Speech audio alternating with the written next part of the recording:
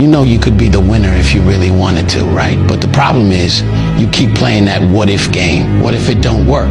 What if I fail? Nah, flip it. What if it does work? And what if you win? Then what? You're gonna be sitting there happy, right? You say you wanna win, but then you're scared to lose. What sense does that even make? Look, you can't talk about wanting to win and then be scared of the risk. That's not how this works. If you lock in, keep your head down and stay focused on the vision, how could you not win? The only thing that's gonna make you lose is your own mindset, and that's all on you. Your biggest enemy ain't out there, it's in your head. So if you wanna win, you gotta get out of your own way. And here's the truth. Every time you doubt yourself, you're slowing down your own progress. You either believe in yourself or you don't.